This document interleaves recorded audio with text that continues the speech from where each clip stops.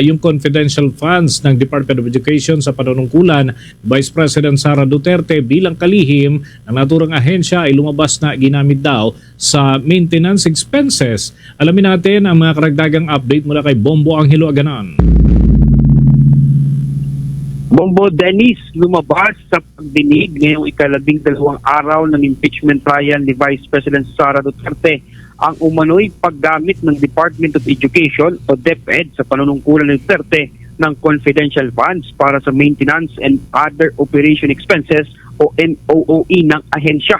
Sa pagtatanong ni Attorney Lorna Capunan para sa direct examination ng prosecution, ipinaliwanag ni dating State Auditor Attorney Roderick Wamil na ang mga disbursement voucher at liquidation reports na isinumite ng Department of Education o DepEd bilang suporta sa liquidation ng confidential funds ay nakasaad sa maintenance and other operating expenses o MOOE na hindi aniya kabilang sa eksklusibong listahan ng mga pinapayagang maaaring paggastusan ng confidential funds batay yan sa Joint Circular Number 2015-01.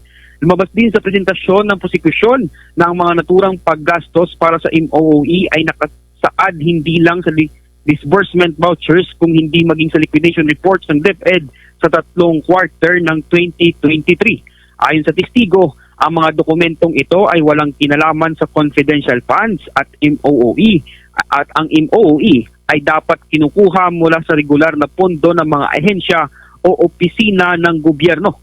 Kinumpirma din niya na ang mga nasabing dokumento ay nilagdaan ng Vice Presidente na nilagdaan ng Vice Presidente ay indikasyon aniyang pinayagan ni Duterte ang tila paggamit ng confidential funds sa MOOE ng Department of Education. Kaugnay niyan, Bombo Dennis, pakinggan natin ang mga bahagi ng pagtatanong ni Attorney Lorna Capunan kay Attorney Roderick Wamil ng Commission on Audit. Ito ba ay confidential funds? Hindi po Or naka-indicate relating dito. to confidential funds, yung certification na to? Hindi po naka-indicate dito na yung kanilang disbursement ay for the confidential fund of the DepEd. Okay. Kung alam mo, what is it for? Based on this document po, ang nakalagay ay payment of allotments under the MOOE. Anong ibig sabihin ng MOOE? Anong ibig sabihin nun? Kung hindi ito confidential funds, ano naman itong MOOE na pinaggamitan ng pera na confidential funds ng Vice President cum Secretary of Education? Yung MOOE po kasi kasama yun doon sa kanilang regular funds. Mr. Witness, sinabi mo MOOE na naman. Maintenance and other operational expenses.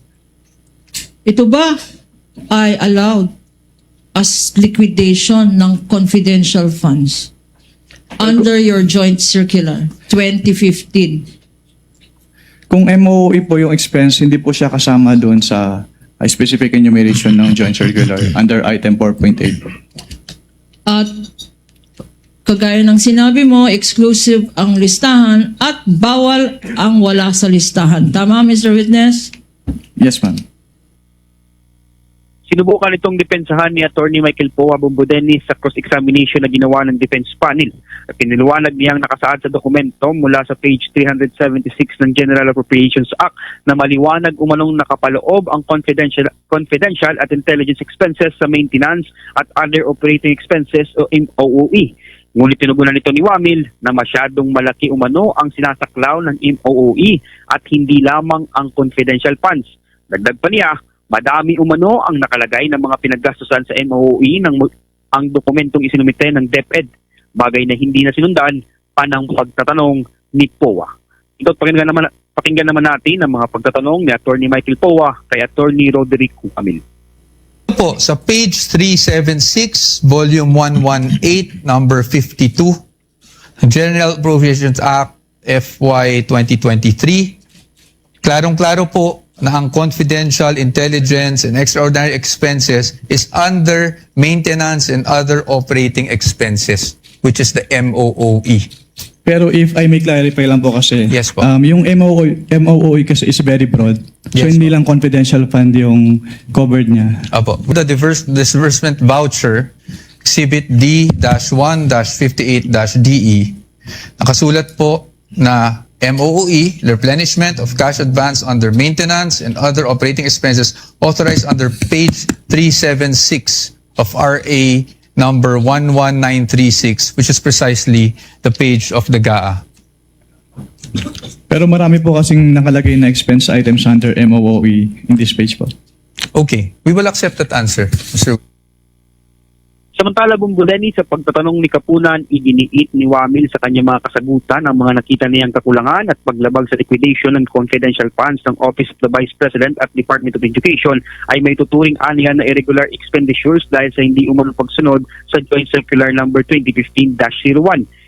Ipinaliwanag din niya na ang item 8.3 ng Joint Circular ay nagsasabing ang kabiguang makapag-liquidate ng public funds ay prima facie evidence na ang pondo ay maaaring nagamit sa personal o pakinabang ng accountable officer. Kinumpirma rin niya ang confidential funds ay galing sa public funds at ang head of agency, kabilang ang Vice President bilang pinuno ng OVP at dating DepEd Secretary ay accountable officer sa ilalim ng circular. Gayunman, hindi na pinayagan ng impeachment court na sagutin pa ang pagtatanong kay Wamil kung maaangkop ba ang naturang presumpsyon sa kaso ng Vice Presidente matapos ang objection ng depensa na nagpapahayag umano ito ng konklusyon sa nagpapatuloy na paglilitis kay Duterte. Kasunod ito, Bongo Dennis, sinabi ni Atty. Kapunan na kinukonsidera niya ani itong quote-unquote Bongo Dennis scam, bagay na ipinalis naman ng presiding officer sa record ng impeachment court. Muli pakinggan natin ang pagtatanong ni Atty. Lorna Kapunan kay Atty. Roderick Wamil. Ng isang accountable officer ang paggamit ng public funds, kagaya ng confidential funds. Meron tinatawag na prima facie evidence. Anong tawag doon? Presumption? Presumption po. Presumption ng ano? Under 8.3 po, presumption na yung fund po ay na-convert into personal use or benefit. Presumption na na-convert for personal use or benefit? Applicable dito sa sinabi mo? Conclusion of law, Your Honor. Calls for conclusion. Your Honor, that is... Your Honor, all these matters are pending still. Sustained. Your Honor, please, ang tawag ko lang doon, hindi prima facie evidence. Kung akong tatanungin, scam ito. Move to strike, No Your further Honor. Move to questions. strike. That is out of order, Your Honor. No further questions, Your Honor. Mula rito sa Senado ng Pilipinas, ako si Bombo Angelo Ganan and this is Bombo Radio Philippines, the #1 radio network in the country. Your trusted source of news and information. Basta Radio, Bombo!